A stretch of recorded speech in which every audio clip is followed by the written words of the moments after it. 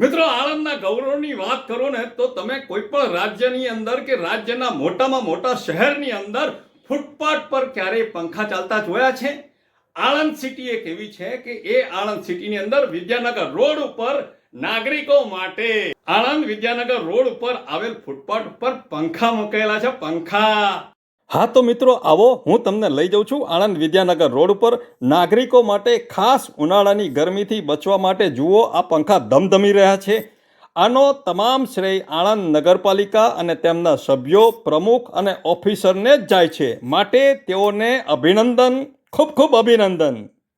એમ પણ તમે આણંદની અંદર ફૂટપાથ શોધીને ચાલવા જાઓ તો ચાલવા માટેના તો ફૂટપાથ હોતા જ નથી. ફૂટપાથ ઉપર તો લારી પાથરણાના ગલ્લા જ હોય છે. તો આ નવા શોરૂમો થયા છે, એમાં નવાઈની કોઈ વાત નથી.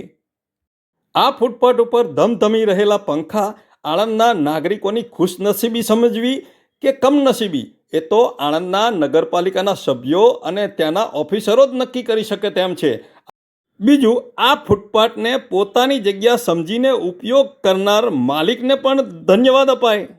આનાથી વિશેષ વખાણ આણંદ નગરપાલિકાના આપણાથી થઈ શકે તેમ નથી. ધન્યવાદ આણંદ નગરપાલિકાને. આપનો હરીશ બ્રહ્મભટ્ટ. વંદે માતરમ. ભારત માતા કી જય.